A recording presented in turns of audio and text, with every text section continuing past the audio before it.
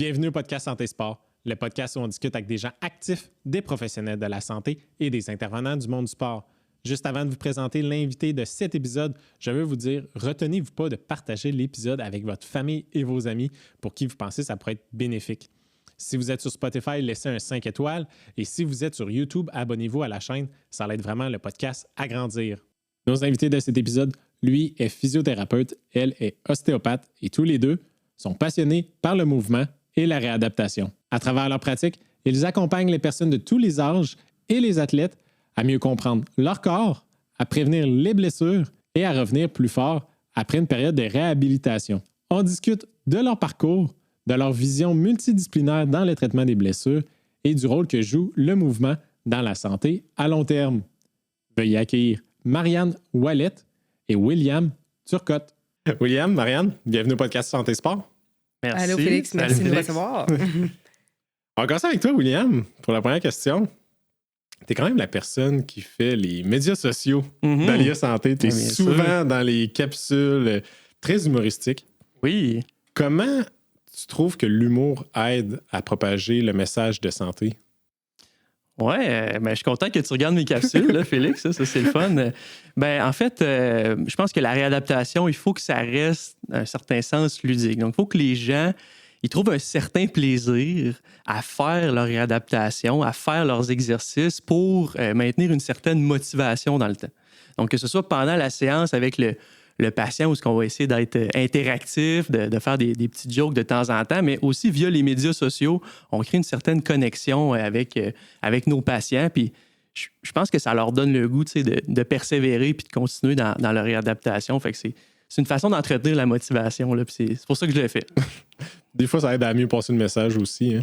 Oui, des fois, on a un petit deuxième message là, après l'humour là, qui effectivement, on fait passer des messages. Oui, c'est un bon point, oui.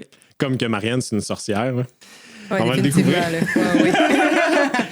Oui, c'est ça. On a eu bien du fun avec cette vidéo-là, justement, là, où on explique un peu certains préjugés que les gens ont des fois sur l'ostéo là, qui sont pas fondés. Exact. Là. Good. Toi, Marianne, de ton côté... Non, je suis pas une sorcière. On va mettre ça au clair tout de suite. Tout de suite au clair. Mais tu as eu une blessure l'année passée. Oui.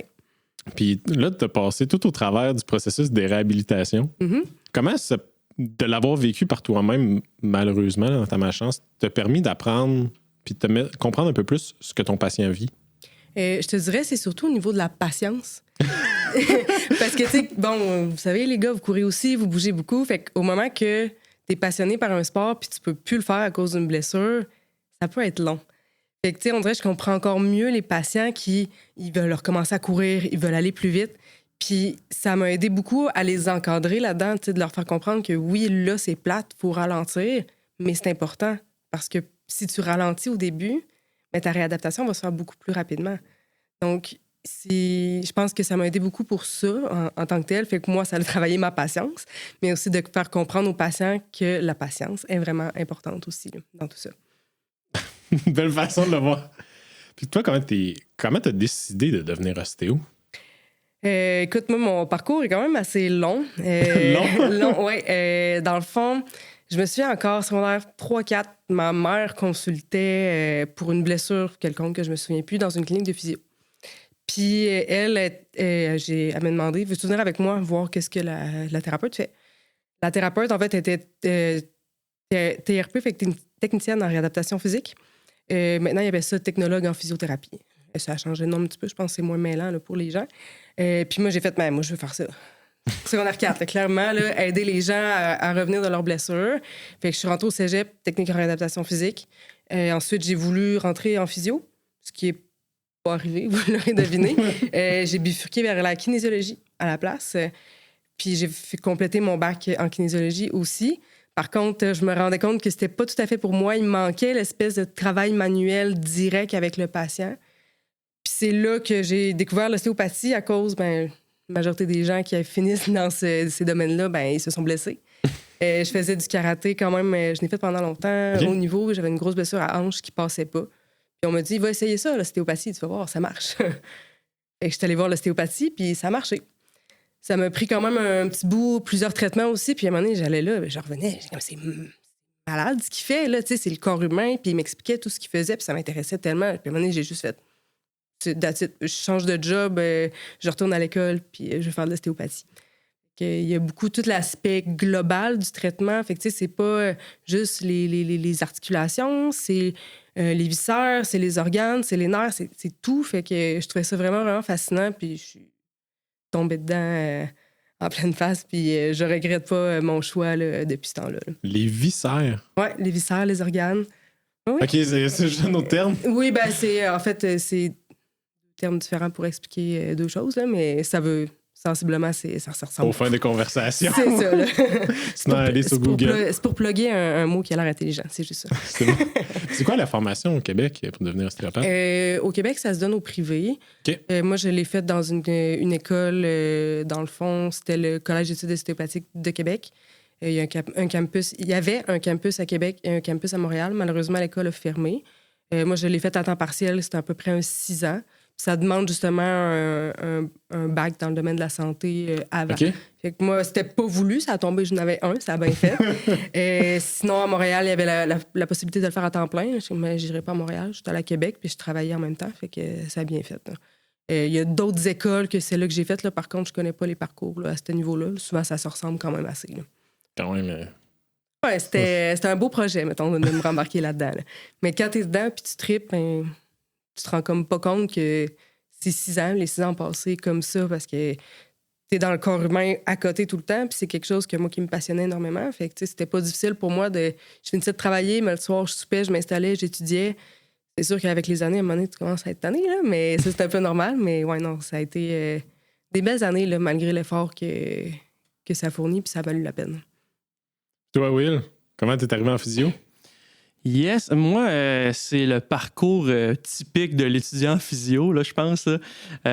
Dans le sens que quand j'étais jeune, je faisais du sport, je me suis blessé, ce qui m'a amené à consulter en physiothérapie, puis de voir un peu, là, ça ressemble à quoi, là, la physio avec les sportifs. Donc, la personne, elle arrive, elle a sa blessure, donc comment la traiter, quoi mettre en œuvre pour faire une bonne réadaptation. Puis ça m'a vraiment parlé, non seulement les interventions, mais vraiment la relation d'aide aussi avec le sportif. Ouais. Ce qui est super intéressant. Puis, suite à ça, j'ai fait 1 an en kinésiologie avant de rentrer en physiothérapie. Puis, ça a été ça mon parcours, là, rien de... Ce qui te fait triper, ou c'est quoi qui te fait triper le plus aujourd'hui dans ta job? C'est une excellente question. Wow. En fait, moi, initialement, quand j'ai commencé comme physio, je pensais que voir des sportifs, c'est ça qui allait vraiment me driver, puis d'amener le sportif à reprendre son sport, de guérir, puis tout. Puis oui, c'est ça qui me drive. Mais en bout de ligne, c'est vraiment la relation que je développe avec la personne. Fait que comment, comme je peux modifier mon intervention selon la personne qui est devant moi pour qu'elle s'implique de manière optimale dans sa réadaptation puis qu'on crée un lien ensemble. Fait que moi, c'est ça, comment connecter avec la personne, puis c'est différent d'une personne à l'autre. Fait que ça, c'est vraiment ce qui me drive dans mon métier, ouais, vraiment. Puis vous avez la chance de voir le patient la première journée quand il est blessé ou avec sa douleur, et au fil du temps, voir la progression, puis... C'est plate un peu dans votre travail parce que des fois, vous ne voyez plus la personne parce que c'est réglé. Ben, c'est un peu le but de notre job. On les adore, nos patients, mais le but, c'est qu'ils ne viennent pas nous revoir là, parce qu'ils vont mieux. Oui, c'est extrêmement gratifiant, je trouve, voir l'évolution de quelqu'un puis sentir qu'on a un impact sur la personne, c'est très gratifiant. Ouais. Puis là, les deux... Pourquoi les deux, vous êtes là aujourd'hui avec nous? C'est écrit sur le chandail de Marianne, mais vous travaillez chez Physio Alia Santé. Oui.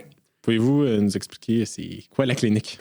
Oui, la clinique, c'est une clinique qui est multidisciplinaire. Donc, on a physio, ostéo, évidemment. Oui. On a une acupuncteur aussi qui est avec nous, une massothérapeute, une ergothérapeute aussi qui est en congé maternité en ce moment. Fait que je sais pas c'est quand que ça finit son congé, mais c'est peut-être pas pertinent pour aujourd'hui.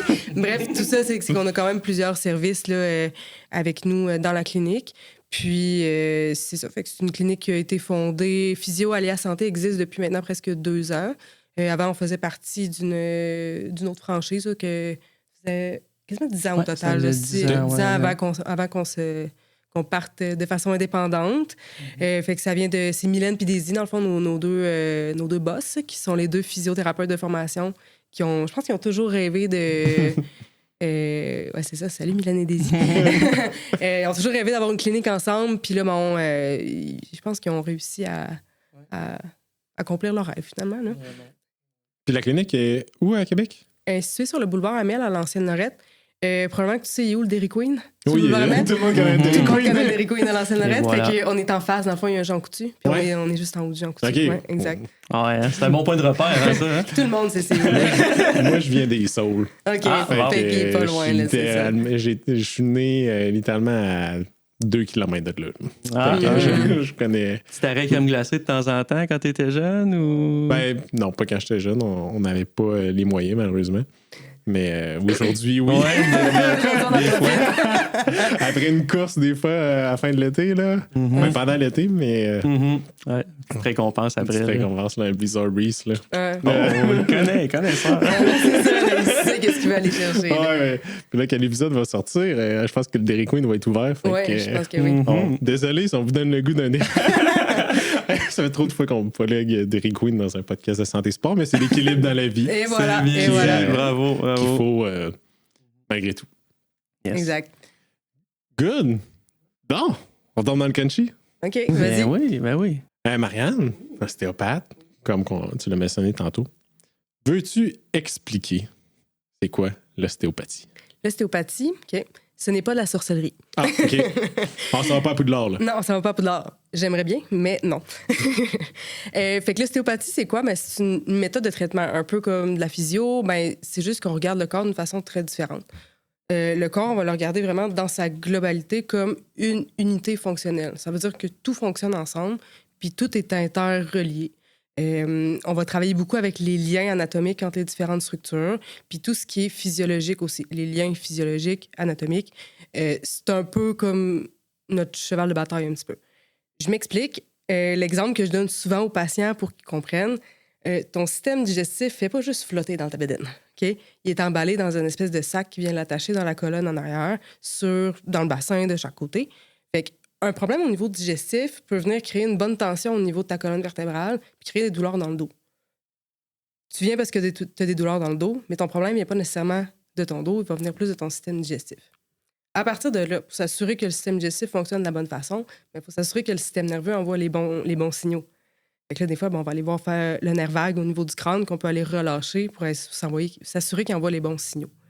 Fait que, tu sais, on n'est pas médecin, là, on n'est pas nutritionniste, rien, mais on s'assure que la physiologie du corps fonctionne quand même bien. C'est sûr que s'il y a un bon blocage au niveau du crâne, mais le nerf vague, ça se peut qu'il n'envoie pas les signaux de la bonne façon jusqu'en bas. Fait que la digestion va se faire de moins bonne façon, ce qui peut aller tirer sur les vertèbres lombaires. C'est pour ça que les gens, souvent, ont l'impression qu'on va aller traiter une grosse orteil pour enlever les problèmes de dos ou l'oreille pour enlever des problèmes de hanche. Il y a toujours une raison pourquoi on fait les actions, pourquoi on fait nos manœuvres, pourquoi on va voir à la tête quand tu as mal dans le dos. Puis c'est les liens anatomiques entre les structures, la physiologie. Puis c'est pas mal ça. Ouais. D'abord. Tout est relié. Tout est relié. On part de ça. Et si, à part la sorcellerie, là, Ouais. y a-tu un mythe que tu entends souvent quand le monde arrive dans ton bureau ou que tu discutes, ils sont comme « Ah, t'es ostéopathe, tu dois faire ça. » genre? Ben souvent, on a l'impression, peut-être qu'on a un peu des chamans, là, dans le sens où, comme je disais tantôt, tout ce qu'on fait a une raison d'être. Fait qu'il y a une raison pourquoi on le fait. Fait que les gens, des fois, ils comprennent pas pourquoi. Fait que c'est pour ça que moi, j'essaie d'expliquer le plus possible aux patients parce qu'ils ont l'impression qu'on fait comme on met nos mains puis on attend que le temps passe. Mais c'est des manipulations qui sont quand même très douces aussi, là, ce qui peut des fois porter à la confusion pour les patients parce qu'ils ont l'impression justement qu'on met la main là puis on attend que le temps passe puis on fait rien. C'est pas ça. Fait que, tu sais, comme c'est ça, comme je disais tantôt, un peu comme si on était des chamans qui mettent les mains qui attendent que le temps passe, mais dans le fond, il y a une manipulation qui est faite, qui est très douce, qui est très subtile, mais qui est très précise. Fait qu'il y a une action qui est faite pour pouvoir aider. Mais c'est ça, des fois, ça vient d'une espèce de mauvaise compréhension là, du patient envers ce que nous, on fait réellement. Parce que quand moi, j'ai eu mon premier traitement d'ostéopathie, ce qui m'a surpris pour avoir été chez le chiro, chez le physio, quand je suis sorti de là, j'ai fait, il me semble que ça fait pas mal, l'ostéopathie. C'est pas obligé de faire mal pour faire du bien. Puis dans mon cas, là, je sais pas si tous les patients sont comme ça, mais des fois, physio, ben, on veut savoir si ça fait mal. Fait qu'il faut peser sa douleur pour voir si c'est une fracture de stress, par exemple. Mais en ostéopathie, j'étais comme, ben, je sens que ça travaille sans nécessairement faire mal. Mais je pense que des fois, c'est tout dépendant comment on travaille, parce qu'il y a certains ostéos qui vont travailler avec un petit peu plus d'intensité, fait que tu le sens un peu plus. Okay. Puis il y a certains patients aussi qui vont réagir énormément au traitement. Là, j'en ai qui viennent me voir, puis j'ai été raqué pendant 2 jours, j'ai l'impression que tu n'avais rien fait pourtant, tu sais. Fait que ça va dépendre de beaucoup, beaucoup de choses, ça dépend de qu'est-ce qu'on traite. Fait que, tu sais, comme si toi, peut-être que tu réagis pas au traitement parce que tu es faite comme ça. Moi, ça m'est déjà arrivé des traitements que ça faisait rien, puis il y a un traitement que j'ai été raqué pendant 3 jours. Fait que, tu sais, ça dépend tout le temps de... En fait, ça dépend beaucoup de facteurs là, pour savoir si ça va te faire mal après ou pas. Puis ça, c'est étant dit pendant le traitement, mais c'est encore le même principe que tantôt. On va essayer de trouver vraiment la source du problème. C'est sûr que si tu pèses sur le muscle qui est tendu, qui lui compense par le fait que ta vertèbre cervicale est bloquée, fait que lui, il est pris, il est spasmé, c'est sûr qu'il est tendu puis qu'il va faire mal. Mais si on laisse le muscle tranquille puis on va régler le problème au niveau de la vertèbre cervicale qui est bloquée, ton muscle, il va finir par se détendre par lui-même. Fait que des fois aussi, c'est ce qui fait que les gens sont raqués. Le muscle s'adapte. Puis après ça, ça finit par se replacer. On retourne à l'épisode rapidement, mais juste avant, je voulais vous parler d'Innovaclim. Être en santé, c'est aussi être confortable chez soi. Avec l'été qui s'en vient, la chaleur aussi, donnez-vous le droit d'être confortable chez vous. François, le propriétaire d'Innovaclim, est un passionné de sport et un très bon ami. Étant donné qu'on a une mission similaire, il veut gâter les auditeurs et les auditrices du podcast Santé Sport. Il vous offre la soumission gratuite dans un rayon d'1 heure de la Ville de Québec et il vous offre aussi le prix Famille et Amis. Ils sont gentils de même. Pour obtenir le cadeau, c'est vraiment simple. Vous avez juste à m'écrire que vous êtes intéressé par le prix Famille et Amis d'Innovaclim avec vos informations de contact sur la page Instagram du podcast Santé Sport ou par courriel à podcastsantésport@gmail.com avec comme sujet Innovaclim. Un membre de l'équipe d'Innovaclim va vous répondre rapidement. De retour à l'épisode. En termes de sportifs, en termes de personnes de la vie active, ça peut être quand même facile de comprendre pourquoi je devrais aller chez l'ostéo. Mais quand je t'ai demandé, tu traites quel genre de patient en ostéo, toi, dans ton quotidien, tu m'as dit, je traite vraiment tout le monde, des bébés aux personnes âgées. Qu'est-ce que tu peux faire un bébé? Avec un bébé, écoute, souvent, les gens ils vont venir pour toutes sortes de raisons. C'est sûr qu'ils ne viendront pas parce que le bébé, il ne peut pas dire s'il a mal au genou. Là. C'est pas tout à fait de ça. Principalement, bon, tu vois, j'en ai eu un tout à l'heure, un tout petit bébé. C'était plus pour faire un petit check-up général. Okay, on s'entend, l'accouchement, c'est un des plus grands traumatismes qu'on va vivre dans notre vie. Donc, passer dans un sac au chaud, puis après ça, on passe dans un canal qui est très étroit, pour après ça se ramasser à l'air libre dans le monde, c'est quand même un bon traumatisme. Fait ça peut laisser des traces, des tensions au crâne, au cou, un peu partout. Même il y a des bébés, des fois, ils vont faire tirer sur le bras, ça peut laisser des tensions au niveau des épaules. S'ils utilisent des forceps, des ventouses, ça aussi, au niveau du crâne, au niveau du cou, ça peut laisser beaucoup de tensions. Tout dépendant comment le bébé était placé dans le ventre aussi, ça aussi, s'il est passé 9 mois, la tête prise en rotation d'un bord puis en flexion de l'autre, ça se peut très bien qu'ils sont coupés. Problème avec. Fait que de voir un bébé très tôt, juste pour faire un petit check-up, ça permet de l'aligner comme il faut. Mais souvent, ils vont plus venir, torticolis, tête plate, reflux, problème de digestion, problème de sommeil. Même des fois des plus vieux, quand ça commence à ramper ou mais crème, il marche pas tant à 4 pattes. Fait que développement moteur, on peut venir travailler là-dessus aussi. Fait que si il y a une tension au niveau d'une hanche, par exemple, mais le bébé il reste assis, il va pas passer à plat ventre ou il passera pas à 4 pattes.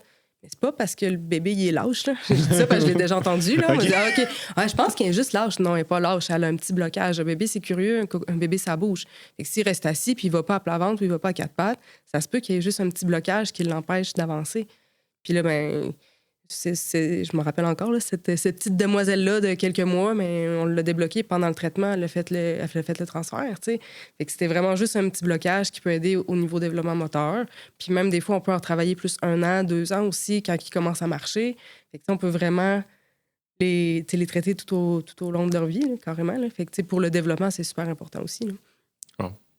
Puis si on va à l'autre bout du spectre, pour les personnes âgées? Pour les personnes âgées, je te dirais, ceux-là que je vois dans mon bureau, c'est ceux-là qui sont encore capables de se déplacer, là, naturellement. Okay. Fait que, ça, c'est plus comme un peu comme monsieur, madame, tout le monde qui viennent me voir parce qu'ils ont des blessures, des bobos quelconques, quelqu'un qui est tombé, quelqu'un qui s'est réveillé le cou barré. C'est principalement des douleurs comme ça. Des fois, des gens qui viennent pour des problèmes de sommeil aussi, problèmes de digestion. Fait qu'on est capable d'aider à favoriser un meilleur sommeil et une meilleure digestion. Là. De sommeil. Quand j'ai eu l'autre ostéopathe, dernièrement, s'il y a de quoi qui m'a quand même frappé, là. Mais comment qu'on peut mieux dormir grâce à l'ostéopathie? Il y a plusieurs façons. Fait que j'ai écouté le podcast avec l'autre ostéo. Fait qu'un peu comme qu'elle disait, toute la cascade hormonale qui travaille passe par le système digestif puis tout ça. Mais aussi, moi, j'aime bien travailler tout ce qui est crânien parce que justement, la petite glande qui est dans le crâne qui vient s'occuper de sécréter les hormones pour favoriser le sommeil. S'il y a beaucoup de tension au niveau crânien, elle, encore une fois, comme j'expliquais tantôt avec le fameux nerf vague, elle peut plus ou moins faire bien sa job. Quelqu'un qui est super stressé aussi, mais on a des super bonnes techniques pour détendre. Fait que ça aussi, ça vient aider énormément. Avec mon background en kid, moi, c'est sûr que je vais toujours adresser un peu les habitudes de vie, naturellement. Fait quoi, c'est des techniques qui vont favoriser la libération puis le fonctionnement hormonal là, pour pouvoir favoriser un meilleur sommeil. Là. OK. Et tu parlais de l'hypothalamus, hein? Oui, exact. Là, je voulais pas te plugger un autre gros mot encore une autre fois. J'ai un petit problème de lexical dans la vie. Là. J'aime ça. Je l'ai peut-être dit une autre fois. Mais j'étais sourd quand j'étais jeune. OK. Donc, il y a des mots, des fois, que je mélange. Ah, OK.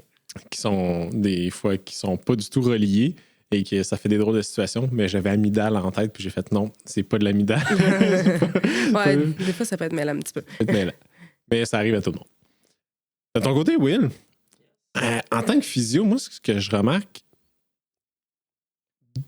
pas tant chez les professionnels, mais dans la population en général, il y a plein de monde qui ont une définition bien différente de c'est quoi la physiothérapie. Mm-hmm. Peut-être grâce à leur expérience ou leur histoire avec différents physios. Mm. Toi, si tu avais à donner une définition de c'est quoi la physio, ça serait quoi? Oui, excellente question. Peut-être essayer de démêler les gens par rapport à ça. D'abord, si on fait un lien avec ce que Marianne a discuté par rapport à l'ostéo, la vue d'ensemble, tout ça, bon, nous, c'est sûr qu'on est un petit peu moins dans la globalité des systèmes.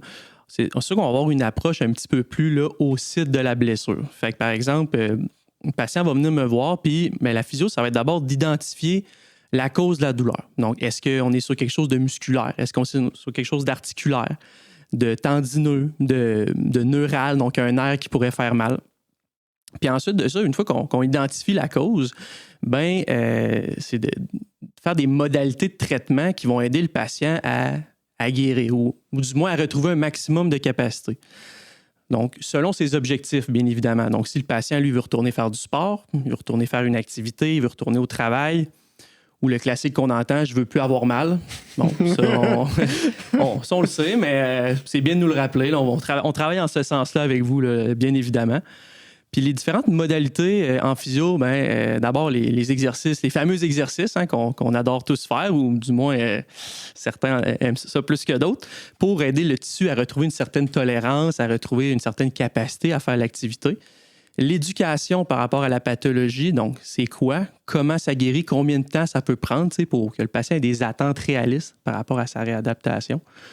Il peut y avoir de la thérapie manuelle, donc d'aller travailler certaines raideurs articulaires là, qui se seraient installées avec la blessure, puis avoir un certain, retrouver la mobilité, mais aussi retrouver, aider à diminuer la douleur. Donc la thérapie manuelle va aussi avoir un effet analgésique temporaire qui va aider à diminuer la douleur.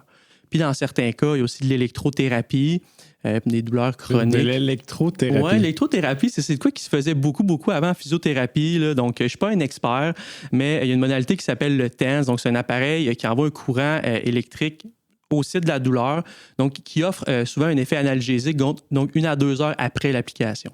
Okay. Donc, souvent, on va s'en servir comme plus à court terme, aider le patient à se soulager, mais des fois, il va l'utiliser dans la vie de tous les jours pour diminuer. En fait, là, la théorie derrière le TENS, c'est que ça vient inhiber l'influx de douleur qui se rend au cerveau. Donc, ça crée comme une genre ça l'embrouille un peu le signal. Là. Donc, on l'utilise avec certains patients, on l'utilise de moins en moins, mais dans certains cas, ça peut être très intéressant. Si vous vous rappelez de vos cours de sciences de secondaire 3, l'influx nerveux, c'est un signal électrique. Exactement. Je l'ai encore en tête. Bravo. Très bon lien à faire. Là. Donc, oui, c'est un peu ça. Fait que je résumais ça comme ça, la physio. Là, mais je dis, on est au site de la blessure, mais on veut aussi traiter le patient dans sa globalité. Là. Donc, il peut y avoir certains facteurs psychosociaux qu'on appelle. Donc, il peut y avoir une peur de bouger, il peut y avoir de l'anxiété par rapport à sa blessure qui, sans être des psychologues, on va quand même adresser ça avec le patient, essayer de lui redonner confiance en le mouvement.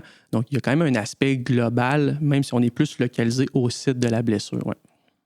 Et vous, dans votre ordre professionnel, vous êtes régi, là, oui. Avec l'ordre des physios. Est-ce que vous avez le droit de diagnostiquer? Mm-hmm. Excellente question. Je n'ai pas utilisé ce terme-là aujourd'hui. Là. Donc, non, malheureusement, le diagnostic physique n'est pas encore accordé aux physiothérapeutes, mais on espère que ça va l'être dans les prochaines années. Donc, on fait attention et on utilise d'autres termes comme une impression clinique ou une suspicion de. Mais clairement, je pense qu'on serait à l'aise de le faire, mais c'est la partie légale qui manque. Là, ouais. Puis, de votre côté, c'est quoi le plus grand mythe face à la physio?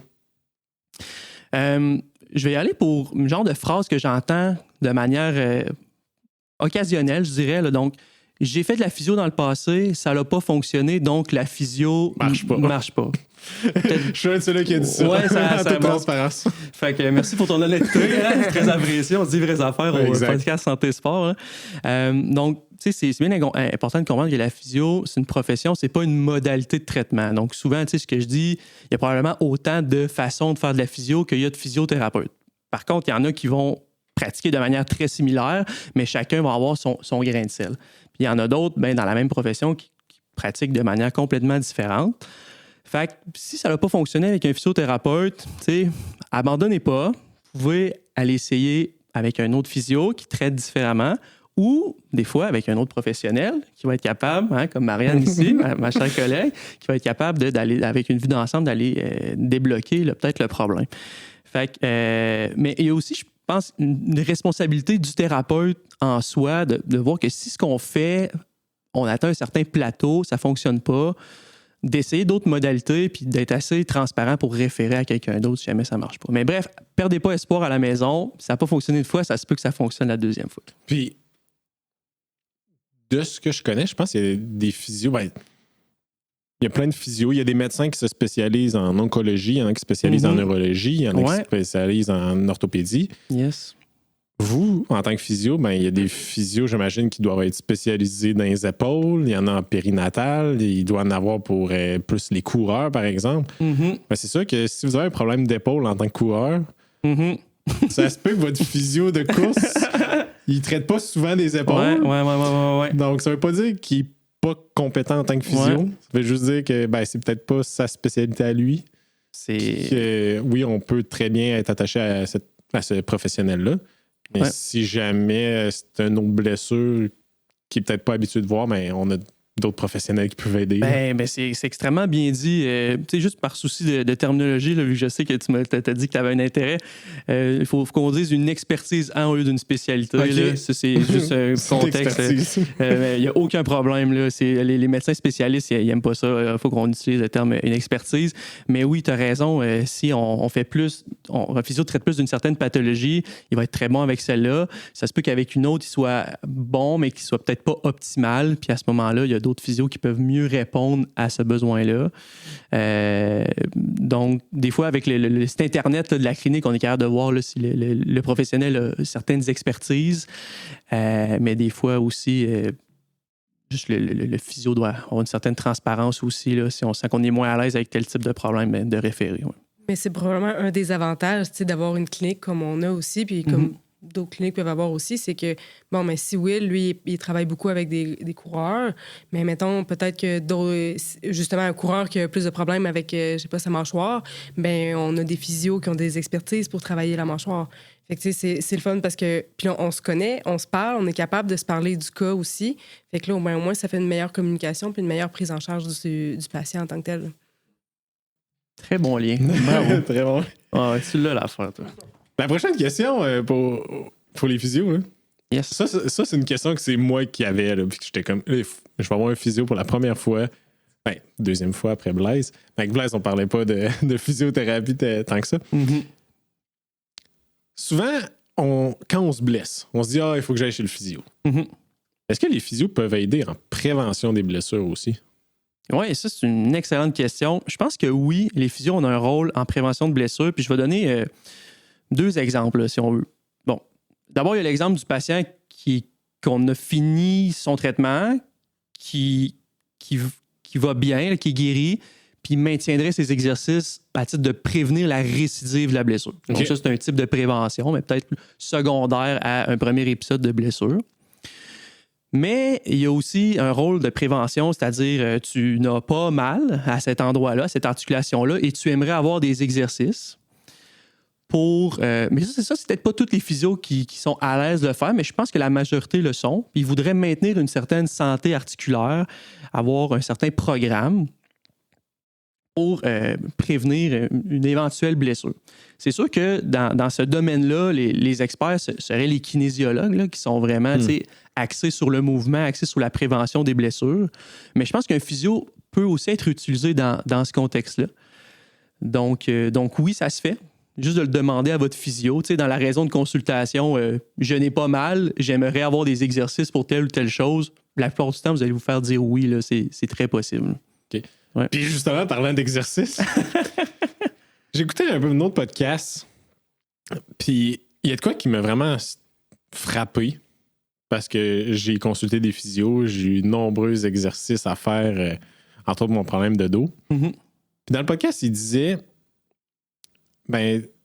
les exercices ne sont pas juste des exercices de renforcement. Il y en a qui peuvent être pour habituer la chaîne de contraction musculaire d'un mouvement pour réapprendre à bien le faire. Mm-hmm. Fait que ça sert à quoi les exercices que vous me donnez?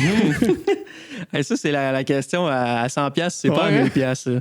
Là, peut-être pour reprendre le contexte du podcast que tu écoutais, ce type d'exercice-là, en tout cas, de ma compréhension, c'est l'exercice qu'on mettrait dans la catégorie contrôle moteur. Okay? Donc, ça, ce que ça veut dire, c'est qu'on va mettre l'emphase sur la connexion entre le cerveau et le muscle pour apprendre à recruter ce muscle-là. Okay?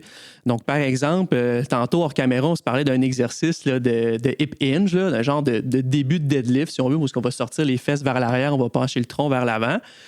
Puis, on va dire aux gens là, d'essayer d'avoir une bonne contraction au niveau de la fesse quand ils reviennent. Okay? Donc, ça, c'est une des possibilités. Il peut y avoir d'autres muscles sur lesquels on veut mettre une emphase. Mais c'est d'habituer la connexion neuromusculaire. Okay? Donc, souvent, chez des patients, là, je donne un exemple, je vais leur faire des répétitions de pont fessier, là, l'exercice qu'on est couché sur le dos, on lève les fesses. Et ils ne sentent travailler que dans les quads. Donc, rien au niveau de la chaîne postérieure, rien au niveau des fesses, rien au niveau des ischios. Des fois, ça va être qu'au niveau des ischios, rien au niveau des fesses. Donc, c'est d'essayer de mettre l'emphase sur tel cue. Donc, pense à tes fesses, contracte tes fesses. Je ne sais pas pourquoi, mais souvent c'est les fessiers qui sont mal contractés. Et donc, d'apprendre aux patients à faire le bon mouvement de la bonne façon, mais ça, c'est un peu la catégorie rééducation de la chaîne musculaire, là, comme je le comprends. Il y a d'autres utilités là, aux exercices. Je ne sais pas si tu voulais qu'on rentre dans les détails. Là. OK, bon. Un petit coin peut-être un peu plus geek, là, mais je pense que les gens, là, vous allez être capables de suivre très, très bien. Là. En gros, quand on se blesse, on va sécréter, sur une blessure aiguë, là, des cellules pro-inflammatoires au site de la blessure. Donc, on va avoir certaines molécules qui vont amener de l'inflammation au site de la blessure. Puis, les exercices, ça va aider à drainer cette inflammation-là. Donc, on va avoir un niveau au niveau de la diminution de l'inflammation, de faire un certain mouvement enseigné par votre thérapeute. On va avoir une désensibilisation du système nerveux aussi. Okay? Donc, quand on se blesse, le système nerveux devient comme en alerte là, temporairement. Il y a comme une phase où si tu te recognes à cette place-là ou si tu refais la blessure une deuxième fois dans le même laps de temps, ça va faire mal en titi. Là. Okay? Fait qu'il y a comme ce laps de temps-là qui est plus sensible. Puis en faisant les exercices, bien, on aide le système nerveux à comprendre que ça va bien, tout se passe bien, puis à se calmer, puis à revenir à son niveau de base pour plus qu'il y ait de douleur aiguë. Ensuite, on a des aspects aussi vraiment plus biologiques, là, où on va augmenter la raideur, par exemple, d'un tendon. Donc, on va rendre un tendon plus stiff. Là. Je pense par ici à... Quand on va se faire une tendinopathie d'Achille, on va faire des exercices pour que le tendon devienne plus raide. Donc, quand on court le rebond se fasse mieux au niveau du pied. Donc, ça, souvent, ça va aider à diminuer la douleur s'il y a une blessure, mais peut-être aussi à améliorer la performance. Augmentation de la grosseur des fibres musculaires. Là, tout le monde connaît l'hypertrophie musculaire. Et différentes adaptations au niveau du cartilage aussi. Okay? Donc, le cartilage, c'est plusieurs cellules cartilagineuses qui, quand on les stimule de manière répétée, on augmente la densité. Donc, on augmente le nombre de cellules, puis on rend le cartilage plus robuste aux impacts. Okay? C'est différents facteurs plus biologiques. Là. Puis l'aspect aussi peut-être plus, en terminant, là, psychologique, où on veut redonner confiance à la personne. Ça ne s'adresse pas à tout le monde. Là, des gens, ils se blessent, puis ça leur prend juste du temps, puis ils reviennent. Mais il y a des gens plus anxieux qui se disent « Je suis en train de perdre mes capacités, mon corps est en train de me lâcher? » Bien, les exercices, ça leur permet de reprendre une certaine confiance. Fait que l'aspect, là, c'est ça, regagner confiance. C'est vraiment intéressant que tu l'as apporté au niveau aussi de la contraction. Yes. Quand tu en parlais, la première chose qui me venait en tête, c'est faire des redressements assis. Mm-hmm. Si tu ne contractes pas tes abdos, là, tu vas forcer d'ailleurs. Oui. Définitivement. Il y a des bonnes chances que ça soit du cou. Oui. C'est que si vous faites des redressements assis et que vous avez mal au cou, ben, vous faites n'importe quel exercice, pensez à contracter le muscle qui est... Ouais. Oui, définitivement. Là. Si vous faites un bench press et vous avez mal au triceps, le chest devrait travailler un peu. Oui, exactement. Il faut essayer de juste focaliser sur le muscle qui devrait travailler. C'est déjà la base pour que le muscle commence à mieux contracter. Mais des fois, il y a certains petits cues que votre thérapeute peut vous donner qui vont vous aider à débloquer cette partie-là. Mais oui, très bon point. OK. Très intéressant. Puis là, maintenant, j'ai le goût de faire un exercice avec vous. On va retourner à l'école avec des cas pratiques, littéralement. Mais j'aimerais ça qu'on parle de la blessure des coureurs. Ben, la blessure. Les blessures que les coureurs peuvent vivre. Selon vous, c'est quelle la blessure qui est le plus sous-estimée chez le coureur? Bonne question. Que des fois qu'on pense pas qu'on peut avoir, mais que finalement, tu sais, la flashette plantaire... ça a l'air, c'est la blessure. Moi, je touche encore du bois. Ouais. Je sais qu'il y a périostite. C'est un classique pour les débutants, surtout. Ou même les plus avancés. Les périostites, là, pour ceux qui n'en ont jamais eu, là, moi, que j'en ai fait, tu sais, l'été, quand on est trop proche d'un foyer, là, puis que les tibias, ils brûlent, là, ben, imaginez ça, à chaque pas. Oh, c'était rendu très aigu. Oui, c'est ça, on va dire, t'étais rendu loin. Ouais, j'étais rendu loin. Je faisais une course d'été, un time trial là, qu'on appelle. Là. Okay. Une course de pratique. Ben, course de pratique. Une course test en ski à roulette l'été. Puis au 3e tour, ça commençait à faire mal. 4e tour, ça fait mal. 5e tour, ben, quand j'ai fini, je me suis juste écrasé sur l'asphalte, enlevé les skis, puis j'étais plus capable de marcher. Rendez-vous pas là. Non, idéalement, on ne se rend pas là. S'il vous plaît. Mais est-ce que sinon, il y a une blessure des fois qui est sous-estimée chez les coureurs? Mais si je peux me permettre, des fois, j'ai l'impression que les gens, justement, ils se disent, bon, on va avoir... Ils s'attendent à avoir peut-être mal aux genoux, périostite, les pieds. Souvent, c'est quelque chose qu'ils vont penser, mais ils ne penseront pas à des problèmes de dos, où il y a des blessures un peu plus hautes qui vont arriver parce que, justement, la base n'est pas bien maîtrisée ou qu'on a commencé trop vite, puis trop... too much, too fast, là. Un peu trop de volume, trop vite. Là. Fait que là, il y a des blessures ailleurs qui vont ressortir. Fait que j'ai mal au dos, puis que j'ai recommencé à courir. On dirait que les gens ne comprennent pas tout à fait pourquoi. Mais tu sais, ça reste quand même une chaîne qui est complète. Fait que c'est, oui, les tibias, oui, les tendons d'Achille, oui, les fasciés plantaires, les genoux, ça vient souvent. Mais des fois, il va y avoir des problèmes un petit peu plus hauts qui vont venir dans tout ce qui est, justement, bas du dos, etc., qui peuvent survenir à la course à pied parce que à force de surutiliser, quand on court pas bien, si les abdominaux sont pas serrés, si on n'a pas une bonne posture, si les jambes, ben, mettons, je sais pas, une vieille entorse de cheville qui traîne, puis qu'on boite un petit peu, hey, j'ai mal, mais juste à droite, il y a peut-être quelque chose d'autre qui travaille, puis dans la chaîne qui monte, ben, c'est pas optimal. Fait que là, il y a des douleurs qui popent un petit peu partout, puis on comprend pas trop pourquoi. Là. Fait que je pense que des fois, les gens, ils sont peut-être pas assez alertes. Pas alertes, mais ils font peut-être pas le lien, en fait, en termes de tout ce qui est postural, puis la course à pied. Et puis, quelque chose à rajouter? Ben non, mais c'est super intéressant. J'irais peut-être, moi, dans mon cas, pour la plus surestimée. Ah ouais? Ah ouais, OK. Ah ouais. Intéressant. Hein? Ben, en fait, selon moi, le mythe que la course à pied cause de l'arthrose au genou. OK?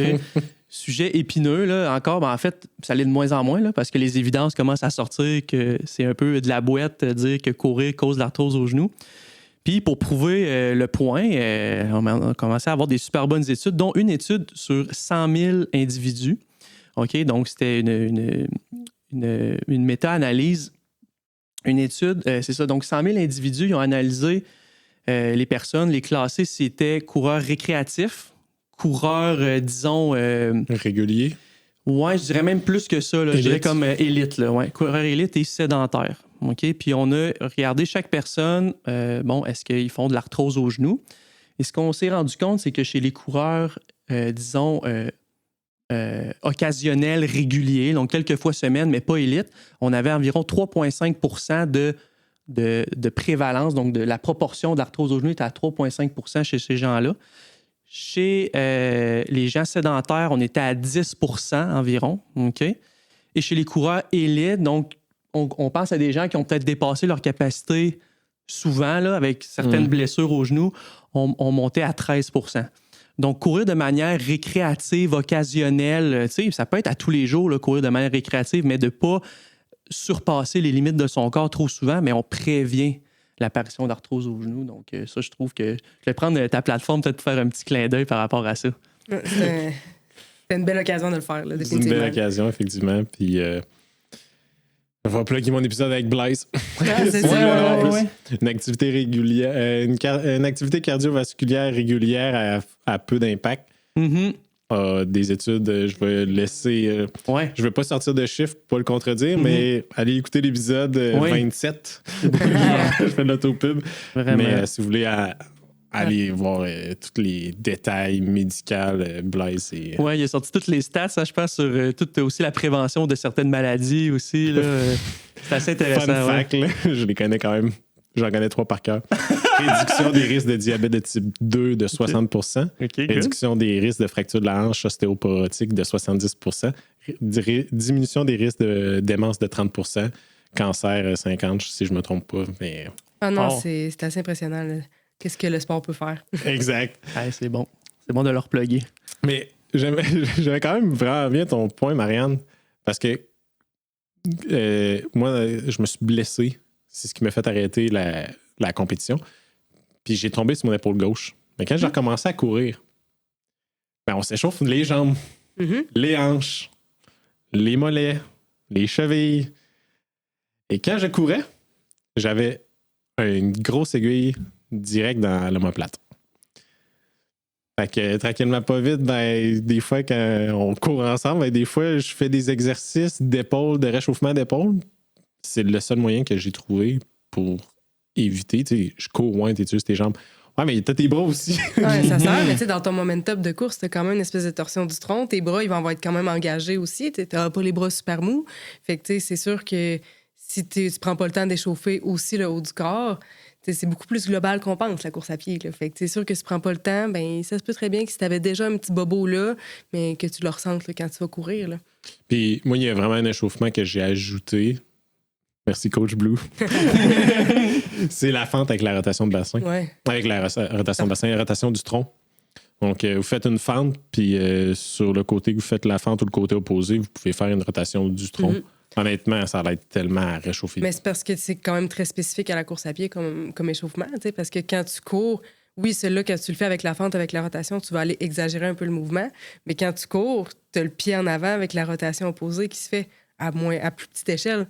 Fait que c'est à peu près le même mouvement. Fait que tu vas déjà aller travailler ton corps dans le mouvement que tu vas faire pendant que tu vas courir.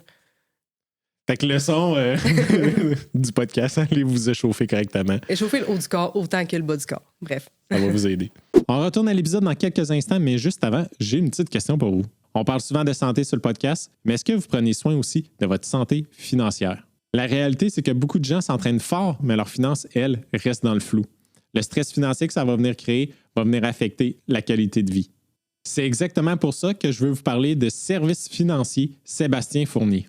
Sébastien est un très bon ami, mais aussi un auditeur du podcast Santé Sport. Sa mission, aider les gens à bâtir une santé financière solide avec une offre de services globale qui inclut les placements, l'assurance vie et l'assurance pour professionnels.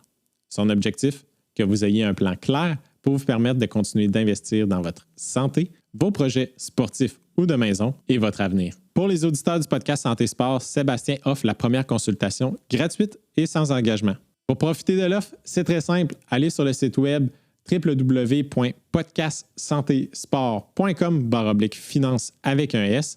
Remplissez le court formulaire de contact qui s'y trouve et Sébastien vous contactera rapidement. On retourne à l'épisode. Et là, si on tombe dans nos cas pratiques, on va prendre 2 cas. Le premier, on va commencer avec le cas qu'on va appeler Marianne. Comment ça? Par exemple. Un cas vécu. Un cas vécu. Tu sais, on ne prendra pas un cas trop réel, mais Non, juste assez. Là. assez avec des bonnes bases pour qu'on soit capable de s'imaginer la blessure. On va parler ici d'un choc, une chute, que ce soit une chute en course à pied, que ce soit un choc contre un choc, là, un impact qui cause la blessure. Vous, en tant que professionnel, comment vous aborderiez le traitement de cette blessure-là, autant de votre côté ou à quel moment qu'on devrait aller vous voir comme professionnel, puis à quel moment je devrais transférer de professionnel au cours de ma réhabilitation? Okay. Ben, si je peux parler de mon expérience à moi, là, fait que, comme tu disais, moi, ce qui est arrivé, c'est carrément une chute. Là. Je suis tombée, puis à âme sensible, faites attention, là, je me suis littéralement ouvert le genou, là, quand même assez profond. J'ai besoin de pointure, puis tout ça. Il y a eu des complications, etc. Là, je ne rembarquais pas trop dans les détails. Ce n'est pas l'objectif du podcast aujourd'hui. Fait que, une fois que la blessure était presque guérie, j'ai fait, au total, là, j'ai fait de l'ostéo, j'ai fait de la physio et j'ai fait de l'acupuncture. Bon, le par quoi j'ai commencé est allé un petit peu avec la disponibilité des professionnels. Là, dans la chirurgie? Oui, oui, c'est ça, exactement, la chirurgie. Oui, la première... Oui, la première étape, ça a été l'urgence, là, mais une fois que ça a été passé, c'est ça a été un peu la disponibilité des professionnels. Mais tu sais, je trouve ça intéressant que tu me donnes l'occasion de parler de ça parce que c'est pas le genre de blessure. C'est souvent quand on a une chute, quand on a un impact. Tu sais, quelqu'un qui va tomber en vélo de montagne, il va peut-être pas penser à aller consulter en physio ou en ostéo ou en acupuncture, mais des fois, ça peut être pertinent de le faire. Fait que moi, c'est ça que j'ai fait. Là, fait que ça a tombé, je pense que c'est l'ostéo que j'ai vu en premier. Puis, bon, ça a fait une méchante cicatrice là, au niveau de mon genou, très profonde. Pas une jolie cicatrice, là, comme on voit, là, toute mince et tout ça. Là, c'est très joli, mais bon, regarde, c'est la vie. Fait qu'il est allé vraiment travailler au niveau des adhérences de la cicatrice. Okay? Fait que quand que le tissu se refait après avoir été ouvert, fait que ce soit par une chirurgie ou par une chute comme moi j'ai eu avec une espèce de déchirement, là, mais il y a des nouveaux tissus qui se forment, puis ça fait un peu comme des amas de tissu. Puis des fois, c'est pas tout le temps aussi bien aligné que les autres fibres qu'on va avoir avant, ce qui va créer des adhérences, fait comme vraiment des tensions au site de la cicatrice. L'affaire avec ces adhérences-là, c'est que oui, c'est au niveau du genou, mais là, on a toutes les fascias, l'espèce d'enveloppe là, au niveau de chaque structure, au niveau du muscle, il y en a, au niveau des tendons, des ligaments, il y en a aussi. Fait que ces fascias-là, il va y avoir une tension dedans. Un peu comme si tu tires sur ton bord de la couverte, mais la personne au bord du lit, il va y manquer un bout de couverte. T'sais. Fait que si moi, j'ai une bonne tension dans le bas ou le genou, ça peut venir tirer jusqu'à la hanche en haut. Fait que si j'adresse pas ces tensions-là, je pourrais éventuellement peut-être avoir des problèmes à ma hanche, à mon dos. Puis je me demande pourquoi, mais je suis pas tombée, il n'est pas arrivé rien à la hanche, j'ai pas essayé de déménager un divan moi toute seule, tu sais. Mais non, mais c'est parce que j'ai une cicatrice qui tire tellement en bas que ça vient de créer des tensions jusqu'en haut. Fait qu'en ostéopathie, il est venu travailler ça. Il est venu travailler aussi justement tout ce qui est hanche, bassin, bas du dos, parce que j'ai passé des mois à marcher tout croche. Fait que là, j'avais mal dans le dos. Fait que là, à un moment donné, c'est oui la blessure, mais toutes les compensations. Quand j'ai été voir en physio, elle aussi, elle a travaillé tout ce qui est myofacial, la cicatrice aussi également, là, de d'autres façons. Fait que chaque thérapeute va avoir des méthodes différentes, des fois aussi pour travailler la même chose, ce qui peut être intéressant aussi parce que l'ostéopathe va travailler d'une façon, avec ses connaissances à lui ou à elle, puis le physio va travailler avec ses connaissances à lui ou à elle, avec les formations qu'il va avoir eu aussi. Fait que ça peut être intéressant.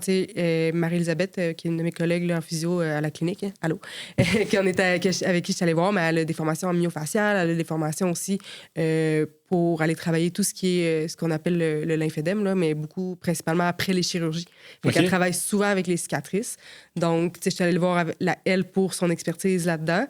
Fait que ce qui m'a permis vraiment d'avoir une bonne guérison au niveau de la cicatrice, puis d'avoir un tissu qui est beaucoup plus mobile, qui est plus sain. Puis après ça, naturellement, les exercices. Oui, j'y ai pas échappé.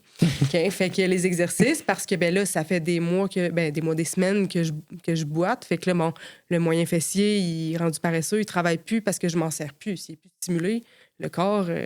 il s'adapte bien. Je n'ai pas besoin. Ça me tire de l'énergie pour rien. Fait que je m'en sers pas.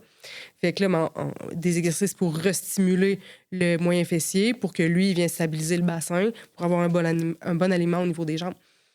Fait que les exercices aussi, puis tantôt, comme tu parlais aussi de se remettre à bouger après un impact, mon quadriceps, il voulait plus contracter au début, là.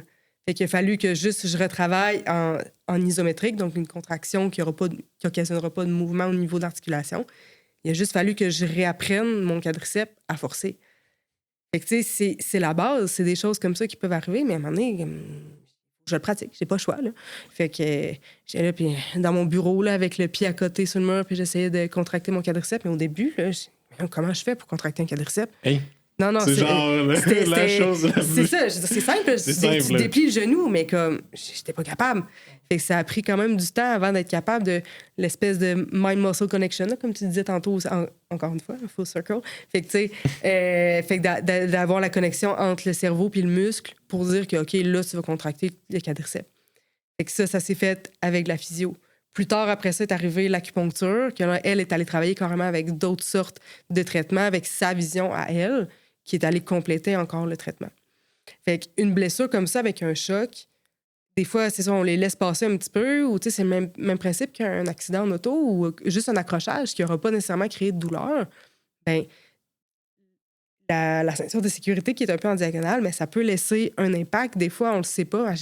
Ça sort quelques jours après. J'ai mal dans le cou, mais c'est juste, en gros guillemets, l'accrochage qui aurait pu laisser des traces. Fait qu'un choc comme ça peut valoir la peine d'être vu en physio, en ostéo, acupuncture, peu importe c'est quoi les disponibilités des thérapeutes qu'il y a, de toutes sortes de façons. Fait que tout dépendant de la blessure, là, j'ai décrit ce que moi j'avais vécu, mais quelqu'un d'autre pourrait faire l'ostéo pour telle affaire, puis le physio va compléter, par exemple, plus avec des exercices, massage, détendre les muscles, pardon.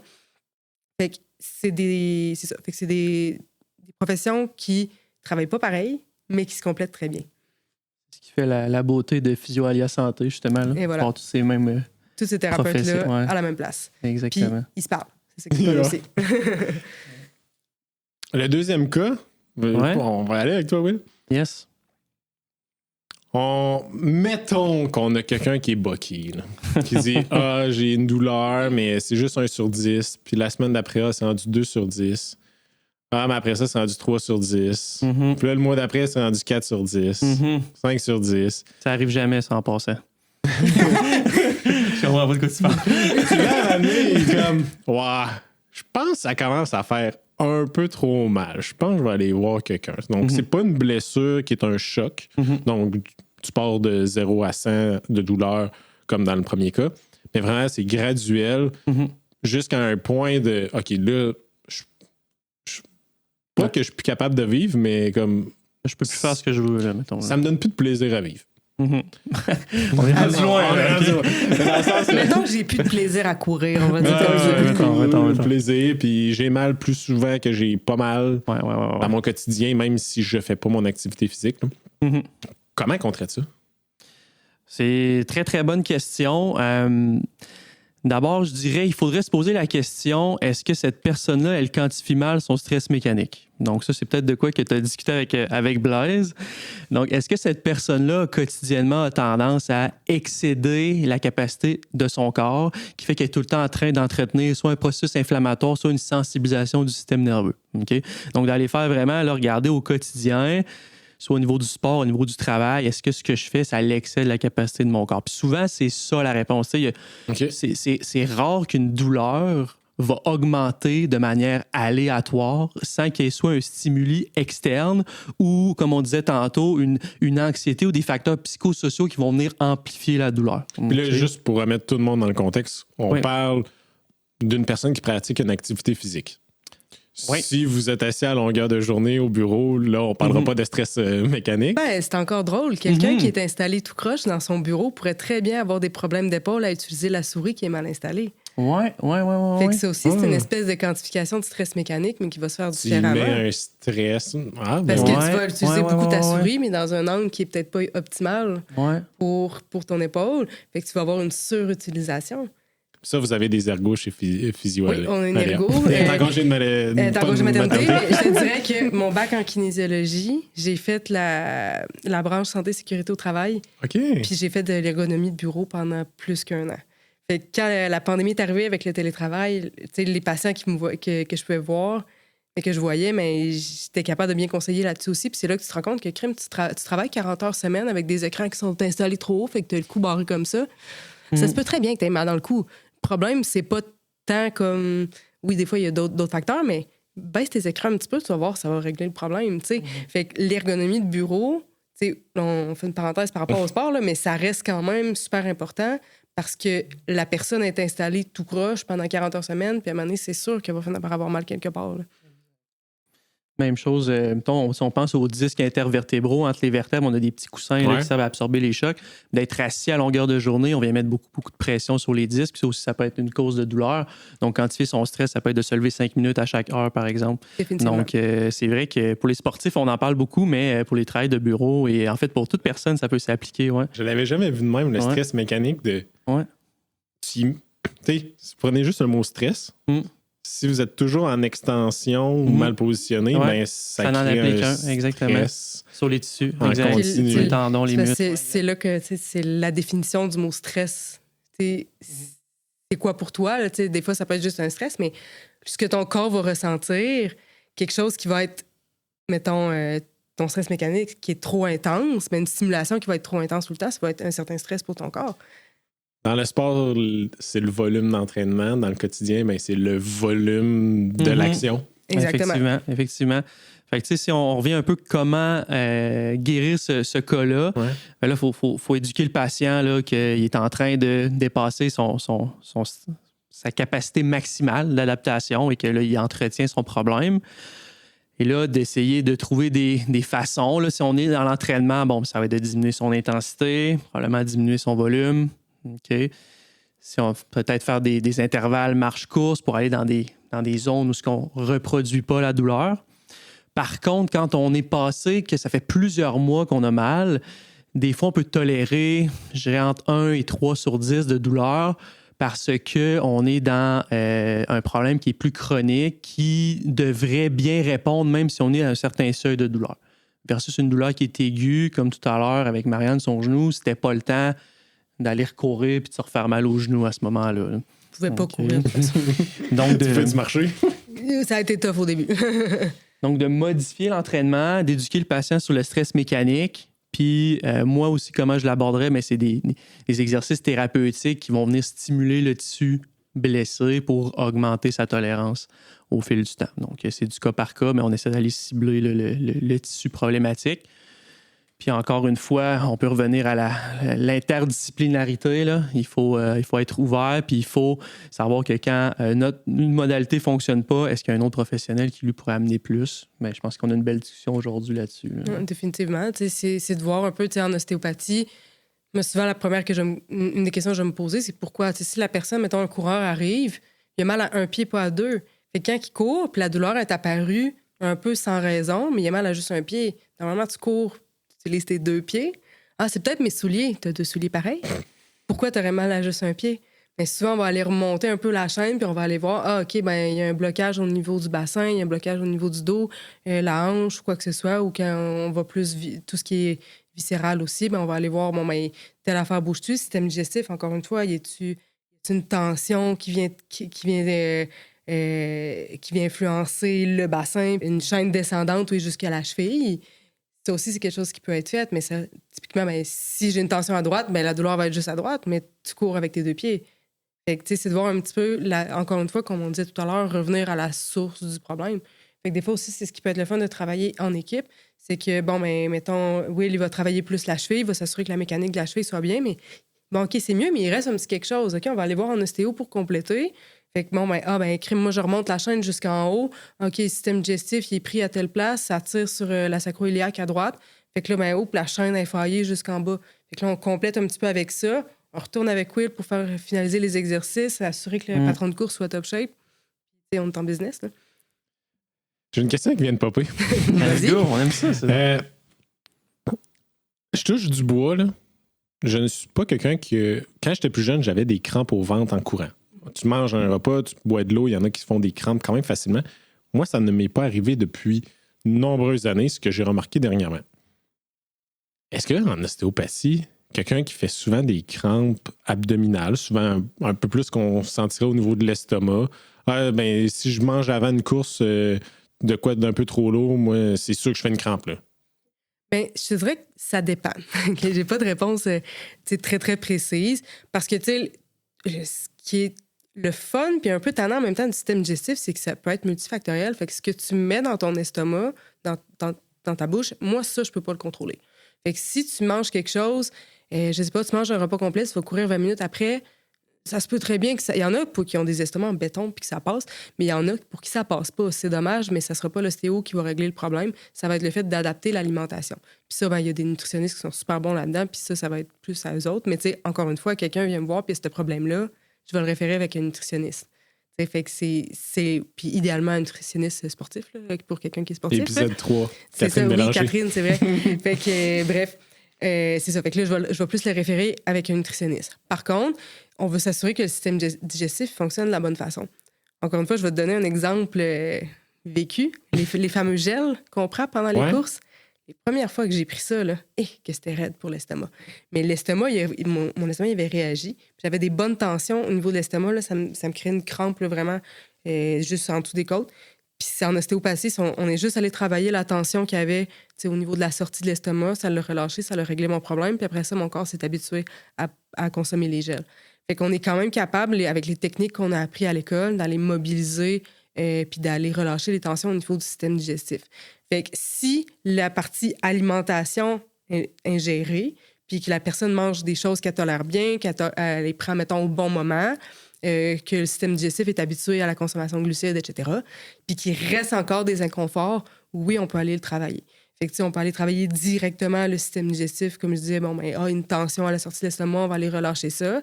Ou bien, mais comme j'expliquais au tout début, le système nerveux travaille-t-il de la bonne façon? J'ai une vertèbre de bloquer qui fait que ça envoie des mauvais signaux vers l'estomac, puis que là, c'est plus difficile à digérer, par exemple. Fait que oui, ça peut être quelque chose qu'on peut travailler, mais il faut comprendre qu'il y a des facteurs externes que moi, je peux pas travailler, malheureusement. Puis des fois, c'est la génétique de la personne aussi. Là. Fait que, ça, c'est... Parce que ça me fait penser aux...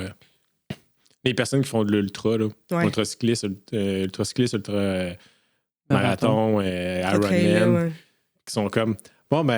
Aujourd'hui, l'objectif de l'entraînement, c'était de pratiquer à manger plus de glucides, voir comment mon estomac allait réagir.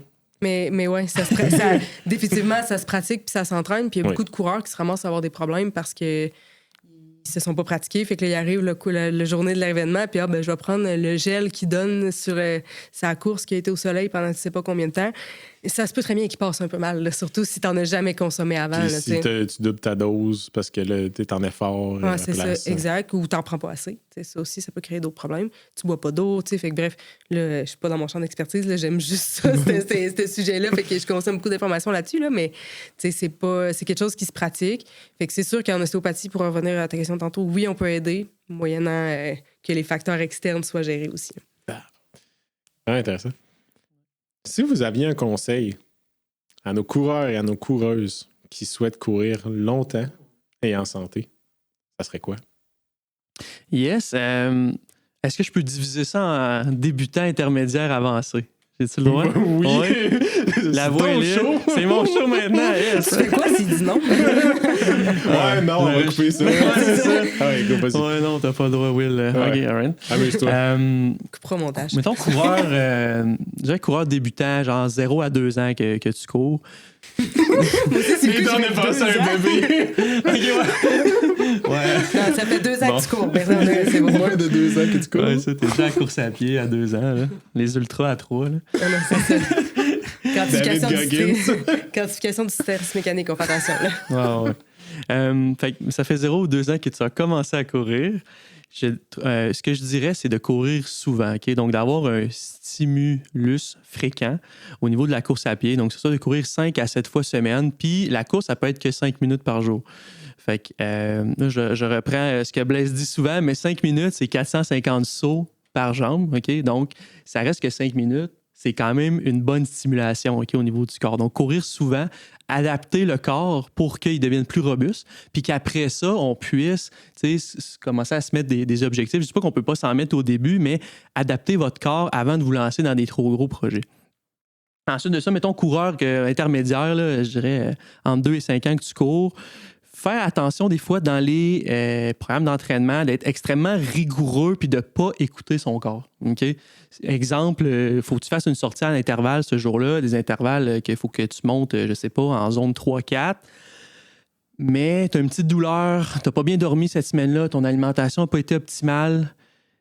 Sois à l'écoute de ton corps avant d'être à l'écoute du programme. Okay? Évite les blessures pour pouvoir performer longtemps. Ça, je pense que c'est un truc super important. Puis, tu sais, on est de plus en plus dans l'ère des technologies où on veut tout tracker nos données. Puis c'est correct, puis c'est le fun.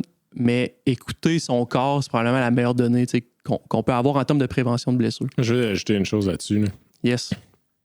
Vous ne gagnez pas votre vie avec la course à pied, dans ce cas-ci. Effectivement. Je pense que sauter un entraînement parce que vous avez une douleur, pour éviter 2-3 semaines de douleur que peut-être que vous ne pourrez pas courir pendant un mois, prenez la journée de break. Ouais, hein? 24 heures.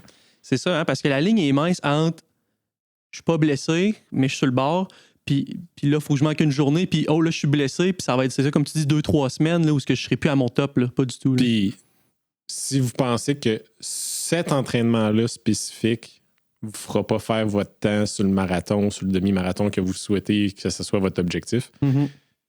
Si vous continuez pendant 2-3 semaines et que la blessure est grave, peut-être que vous ne ferez même pas le marathon. Non, définitivement. C'est extrêmement bien résumé. Ouais, c'est super beau complément. Puis pour les coureurs expérimentés, je dirais, mettons, 5 ans et plus que tu cours, rappelez-vous pourquoi vous courez, puis en tout cas, gardez le plaisir à le faire. Okay? Des fois, les objectifs, c'est bien, puis ça motive, puis tout, mais essayez de garder ça plaisant, parce que on connaît des gens qui ont arrêté de faire un certain sport parce qu'ils en ont trop fait, qui se sont tannés. Épisode... ça, c'est-tu sorti, celui-là? Non, c'était une discussion que tu avais eue avec quelqu'un à l'extérieur du podcast. Hein? Ben...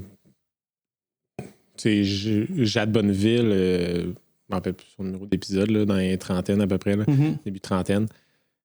29, si je ne me trompe pas. Mm-hmm. Tu le vois par son parcours après qu'elle ait arrêté le sport. C'est peut-être pas qu'elle a eu de la misère à s'impliquer avec le ski alpin, mais c'était comme... Arrivé à un moment que elle va pas faire du ski alpin pour son fun là, aujourd'hui. Là. C'est comme je vais aller faire autre chose là, à la place. Puis ça peut être de quoi. Je ne veux pas parler pour Jade, là, mais elle avait quand même commencé jeune, si je ne me trompe pas.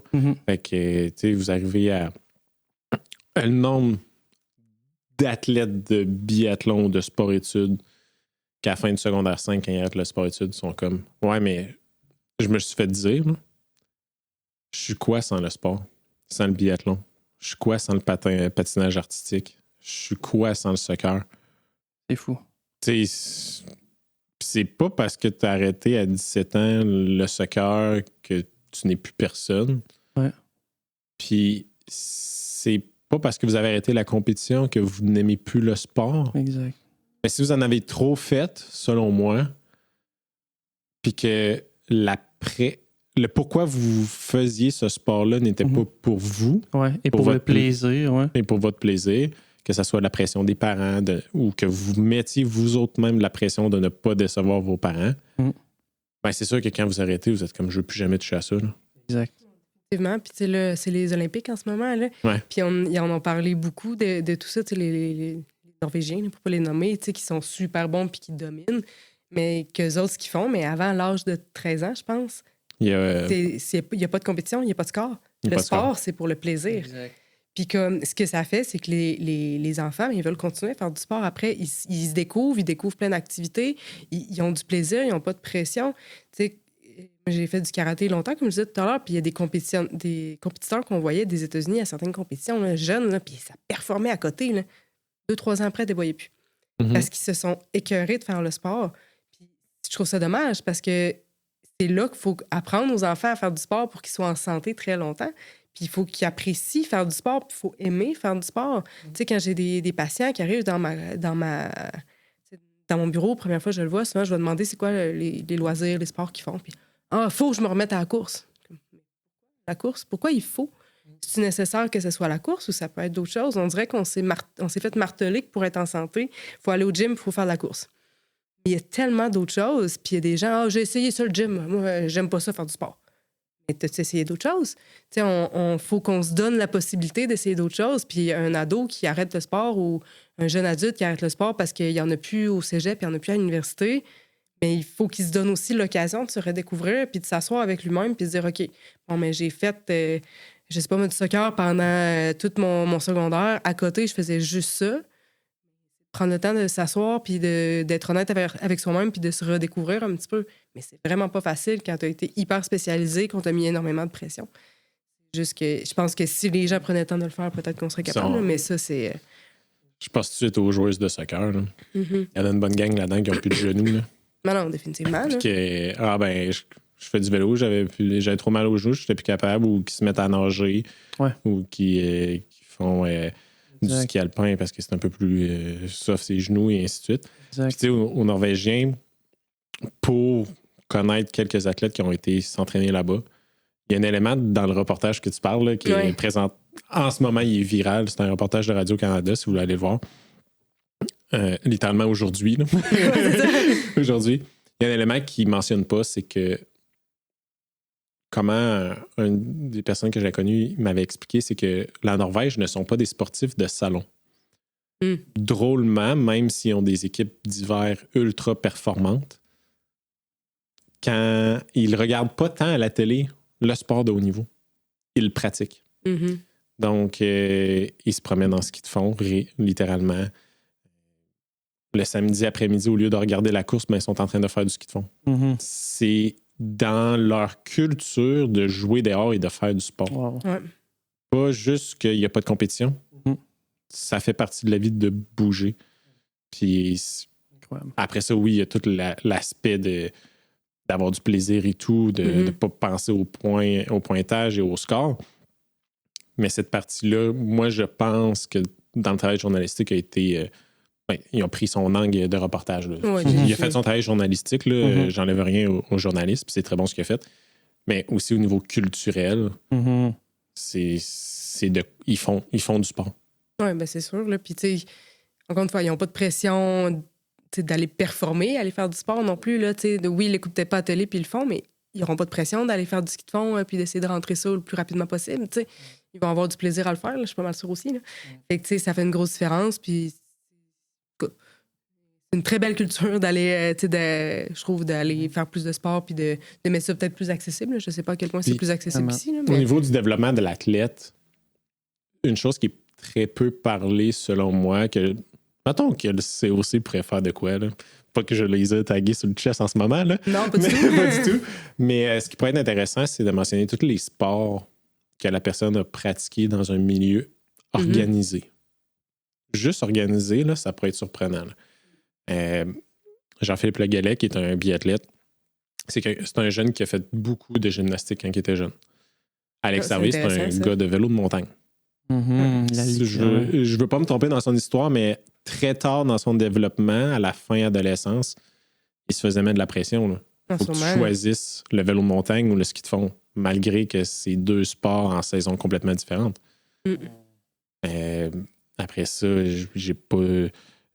Je me rappelle plus c'est qui, mais il y a un athlète qui a joué au baseball puis qui a été repêché dans la NBA. Tu sais, de pratiquer plusieurs sports. C'est plus payant. C'est plus payant. Puis Puis ça n'avait jamais... Tu sais, moi, j'ai joué au hockey très jeune. Commencé par là. OK. J'ai pas d'explosivité. Je suis quelqu'un d'endurance. Mhm. Mais j'avais une lecture. Le hockey m'a appris la lecture du jeu.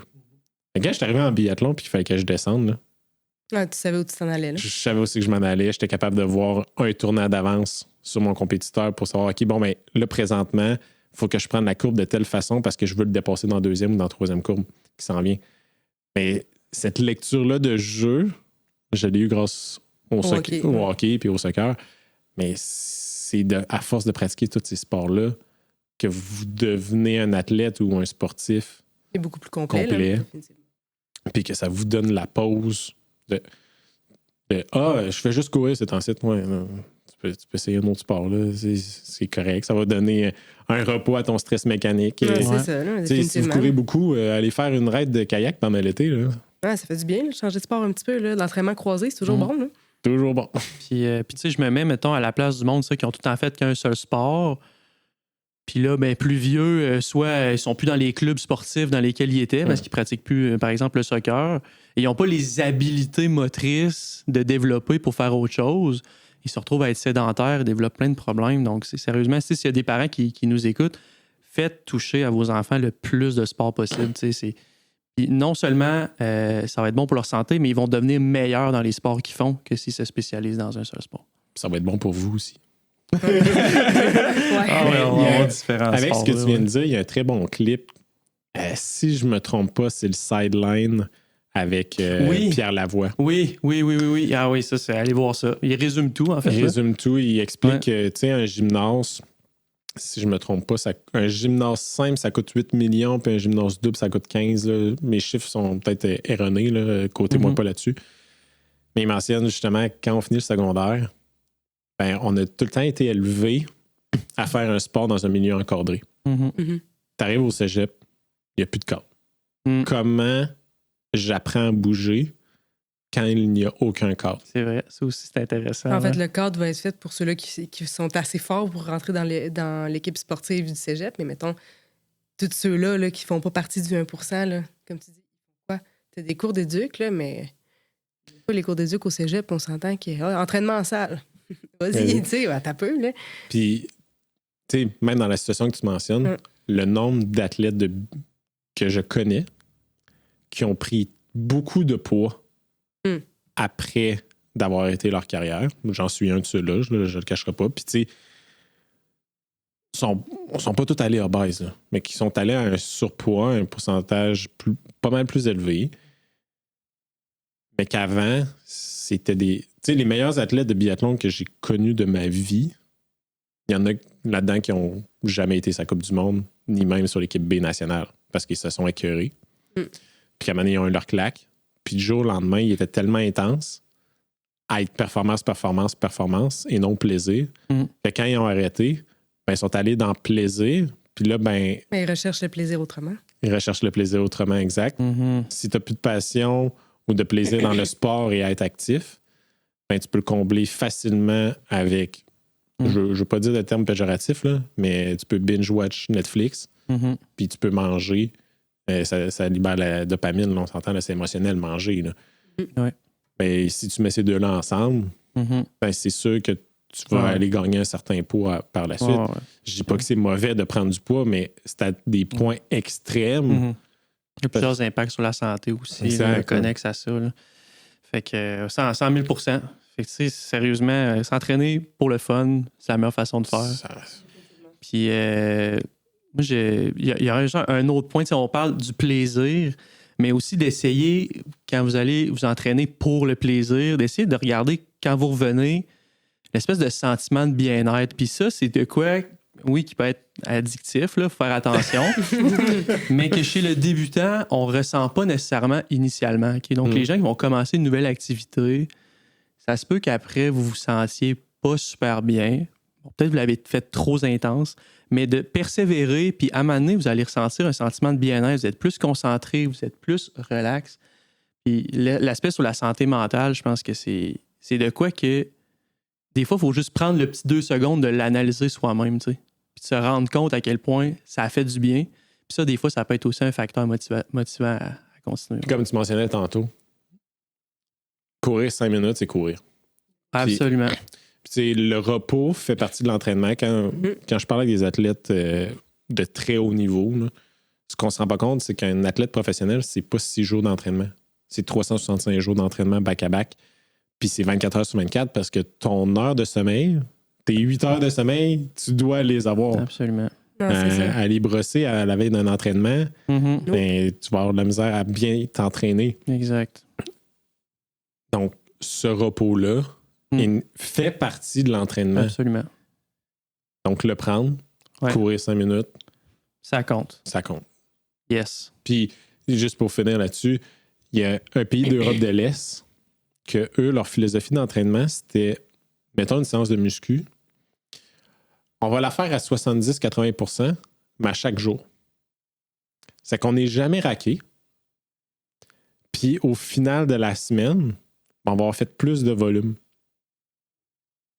Puis ça fait à peu près 1 an que je m'entraîne avec cette philosophie-là. Je suis rarement raqué le lendemain d'un gym ou d'une course. Ben, je pense que la muscu, par contre, il faut faire attention parce que ça dépend de ce que tu vas aller chercher comme. Oui, c'est sûr. C'est comme filière musculaire, là, comme avantage musculaire que tu veux travailler au gym. Mais c'est sûr que si tu te toastes à chaque entraînement, tu ne pourras jamais récupérer. Là. Fait que c'est sûr que si tu vas chercher de la muscu qui est un petit peu moins intense, mais tu vas être capable d'en faire un petit peu plus, tu vas être capable d'aller chercher un plus gros volume définitivement. C'est sûr que si tu veux travailler beaucoup en endurance, ben, d'aller un plus gros volume, ça va être excellent. Mais c'est la même chose avec la course à pied. Des fois, il y en a qui sont comme « Ah ben moi, j'aime ça avoir des gros trainings. » Puis c'est tout le temps des gros trainings. Mais c'est important de travailler des trainings vraiment plus légers qui vont aller moins stresser ton corps au complet, ton système nerveux, puis qui vont être beaucoup plus faciles à récupérer. Fait que, tu peux aller faire un gros volume de courses dans ta semaine, mais si tu ne vas pas chercher une intensité qui est à côté tout le temps, mais tu vas être capable d'aller en chercher plus puis d'encore mieux récupérer.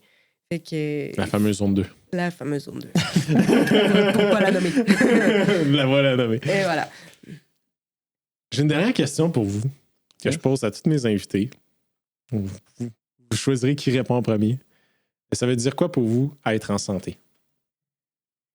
C'est une excellente question. Je te dirais, pour moi, la santé, c'est séparé en plusieurs sphères. Ouais.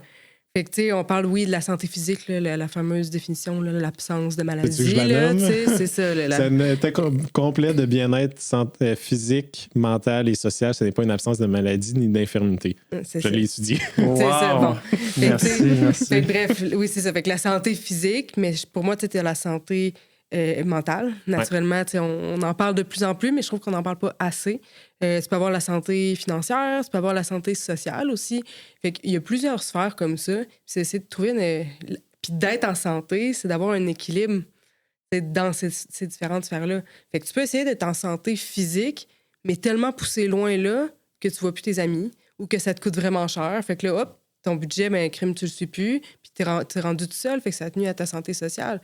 Mais après ça, tu peux aller brosser avec tes amis comme tous les week-ends. Ta santé sociale est super bien remplie, mais crime, ta santé physique, elle vient jouer après un coup. Fait que en tout cas, bref, moi, d'avoir une espèce d'équilibre entre les différentes sphères, selon ce qui est important pour toi aussi, mais c'est ça, être en santé. Fait que, oui, des fois, tu veux être en santé physique, fait que tu fais attention à ce que tu manges, mais d'aller au resto une fois de temps en temps avec tes amis et manger un burger, c'est correct aussi. Fait que, de faire attention à ton argent, c'est bien parce que tu veux être capable de payer ton loyer, mettre du pain sur la table, mais aussi, si tu as besoin d'un psychologue pour aller t'aider, mais ça vaut la peine d'aller mettre des sous là-dedans pour pouvoir t'aider au niveau mental. Fait que, je te dirais que c'est pas mal ça, là, une espèce d'équilibre là, dans toutes les différentes sphères de vie. Là. Le fameux bocal. Le fameux bocal, exactement. Ouais, ça va être dur de topper ça, là, mais la mienne, écoute, j'ai jamais réfléchi, fait que je vais y aller avec une définition un peu que je me ferais là sur le fly. Mais c'est important de se poser la question, par exemple, fait que c'est un bon exercice qu'on fait là. Mais mettons que je verrais ça un peu comme une pyramide, là, où au top de la pyramide, j'ai santé mentale, là, qui est selon moi, rien ne fonctionne si tu te sens pas bien dans ta peau, puis que tu as différents symptômes de troubles de santé mentale. Tu as la santé physique, qui est comme juste après. Okay? Puis ça repose sur différents piliers. Puis là, je vais reprendre un peu certains piliers que Marianne a parlé. Mais mes piliers, donc d'avoir un sommeil récupérateur, d'avoir une nutrition saine et équilibrée sans pour autant toujours se priver, des fois à se permettre certains excès, avoir une santé sociale, avoir des activités avec ses amis, avec les collègues et tout. Parler de bonne gestion du stress, si dans le cas que c'est facile à dire mais que c'est pas facile à faire, d'aller chercher de l'aide au niveau des bons professionnels. Et tout ça, ces piliers-là soutiendraient faire du sport aussi, là, être actif physiquement. Donc ça, c'est comme mes piliers, mes fondations qui soutiennent la santé physique et la santé mentale. Je pense que ça serait mon premier jet à éventuellement peaufiner, là, mais ça serait le genre d'idée que je me ferais de la santé. Oui, correct. Là, l'épisode va sortir à peu près, on doit être à peu près à la mi-avril, après Pâques. Est-ce qu'il y a des choses spéciales qui s'en viennent pour vous, pour la clinique? Je te dirais que pas mal la normale. Là, je veux dire, au moment où on se parle en ce moment, le nouveau site Internet est supposé d'être en ligne ou il va être en ligne dans les prochaines heures. Fait que on continue de travailler pour faire fonctionner la clinique le plus possible, d'avoir une bonne visibilité aussi sur les réseaux sociaux. Puis, on continue toujours à avoir du plaisir là-dedans, c'est ça l'important. Là. Fait que, oui, plaisir dans le sport, plaisir au travail aussi. Fait quoi, là, c'est Puis... pas mal...